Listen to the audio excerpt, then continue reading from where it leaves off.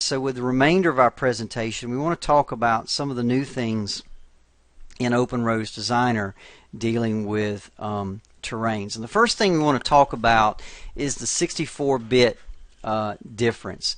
Now, as everyone knows, in SS4, which was a 32-bit application, there has always been limitations on the size of terrains. A good rule of thumb was that a terrain could be somewhere between 8 to 9 million points, which basically equated to around 300 megabytes. If you got anywhere above that, you would start having memory issues.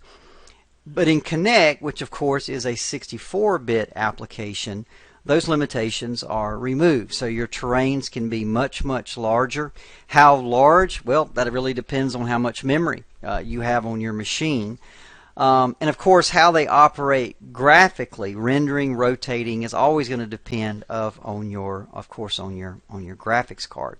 So let's go take a look at this. So here I am I'm in Power Geopack Select Series 4, and I've got a terrain that I want to bring in.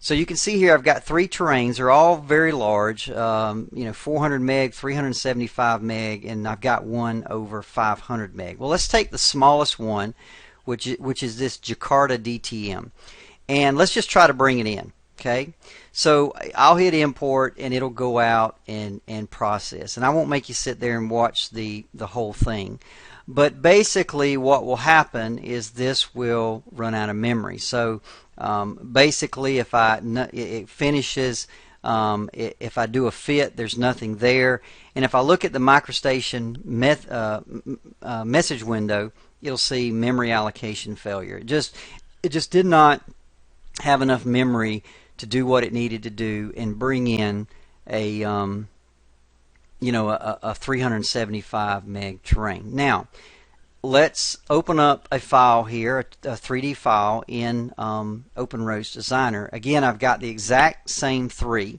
I'm going to bring in Jakarta DTM just like I did earlier, and I'll say OK. Okay, so it's going to import. Once again, I won't make you sit here and watch the whole thing, but the process will import, and you can see the Jakarta DTM comes in without any problems. If you actually want to look at the properties of this, we can kind of see this is roughly about 10.7 million points. So it's over the not only in size and triangles or points, it's over the recommended that we could handle in SS4. But to show you the 64-bit difference, let's not even get out at this point. Let's just immediately bring in the other 2. So not only can we bring in the 375 meg, I literally can turn around now and bring in the 400 and the 500 meg ones as well. So we're bringing in now about a gig's worth of terrain models. And once again, we won't sit here and watch the whole thing, but suffice it to say that we're able to bring those in. So there you can see there's the metadata terrain, which is about 9.9 million points in itself. And then a little bit further down on the southern edge there, we've got our last terrain, which is the 8046 existing. And if you look at that, it's about 7.5 million points. So we basically brought in roughly about 28 million points and about a gigabyte of terrains. And so all 3, and that's the 64-bit difference. I mean, you can see where you had a smaller one couldn't even come in into SS4. Now they all come in. And of course, you might be interested in the size of the DGN file. And so if we just come out here and bring up our Explorer window, you'll see our file is about 588 megabytes. Now that's the 64-bit difference. Okay, a couple of new tech previews that you're going to see in OpenRoads Designer Connect Edition Update 2. The first one is with aquaplaning. Now, if you don't know what aquaplaning basically occurs when water builds up between the tires of a vehicle and the road surface, leading to a loss of traction. And so there are analysis programs out there that have come up with a way to analyze these potential situations. And what we've done is we've taken these formulas, these algorithms, and we've created a new aquaplaning analysis tool that we've added to OpenRoads Designer Update 2 as a technology preview. So here I am in a aquaplane analysis file. It's a 3D file, and I've attached my corridor as a reference file. Again, so I've just got my corridors referenced in. So let's turn them back on. And I need a terrain for my pavement in order to analyze it. And so in order to get that terrain, I'm going to use a create corridor alternate surface. All right. So I'll just say create alternate surfaces. I'll identify the corridor, and you can see right there in the area of the pavement, it's created a terrain. Okay, so let's turn our corridors off, and you see them there. Now let's go to Explore and see what got created, and we'll notice that there's 3 terrains that got created: Ag Type A bottom, the top of pavement, and the concrete pavement bottom. Now for my aquaplaning, all I really care about is the top of pavement, so I'm just going to delete these other 2 from the OpenRoads model and just leave my pavement one there. Okay. Now I'm ready to analyze it. I'm going to go to Terrain, and I'm going to select Aquaplaning, and you'll see the dialog comes up there. We've got different options you can add in there. A couple of different formulas: the Galloway formula and the Road Research Laboratory formula. I'm just going to use the default, which is the Galloway. I'm going to come in here, and it just prompts us to identify the terrain that we want to analyze. And so I'm going to choose that terrain. It's going to process, and basically what it does is it creates another an isopack terrain. Now the key here is to go to your display styles, and we've got a new view called the Aquaplane Thematic. And so when I rotate that up, you'll see underneath it's created an isopack terrain, basically starting at a 0 elevation, and then every depth of the water would be represented in a different color. Okay, so this is the new aquaplaning application. It gives us a really good idea of where the water is pooling on our roadway. A couple of best practices about this: limit your analysis to pavement only. If you go build, if it has to go out and do sidewalks and slopes and all that, it's going to slow it down tremendously. Also avoid steep slopes such as curb faces. Again, you just want to analyze pavement. That's where you'll get your best performance.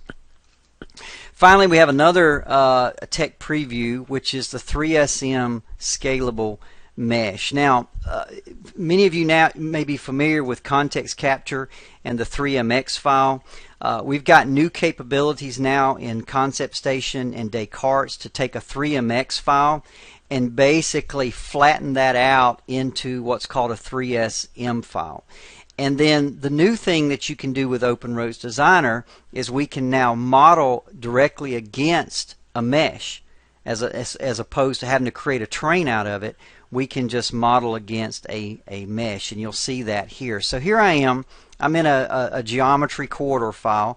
I've got a 2D and a 3D view, as you're probably very used to by now with OpenRoads. So what I'm going to do is I'm going to come over here to the 3D view, and I'm going to go to my reference files, and I'm going to attach a 3SM file. Okay.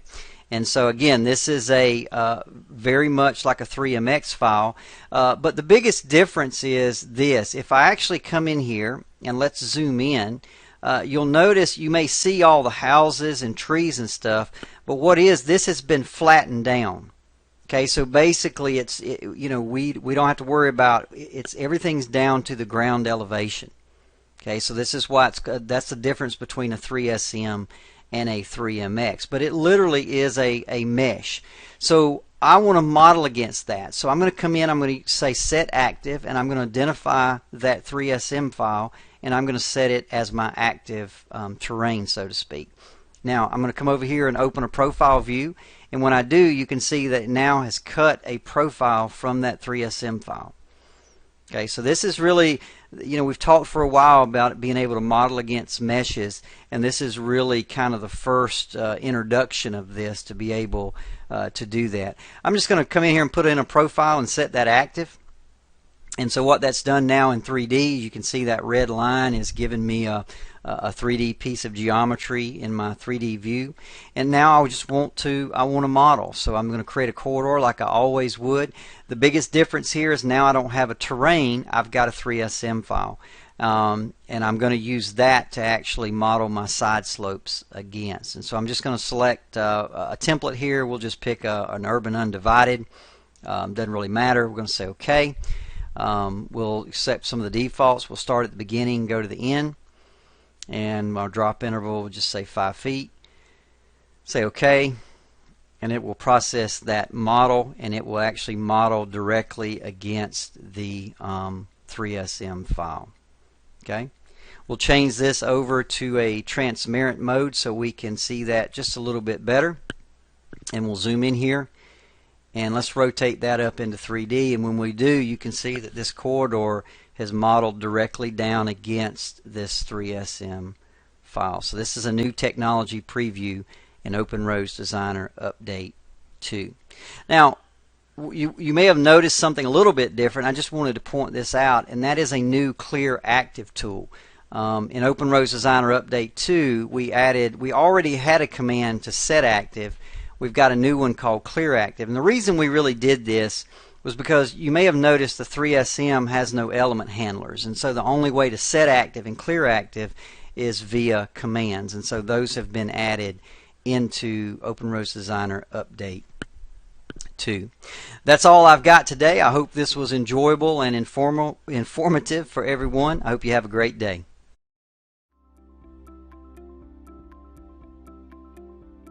If you found this video helpful, please give it a like. If you want to see more such series, consider subscribing to our channel. Thank you, and see you next time.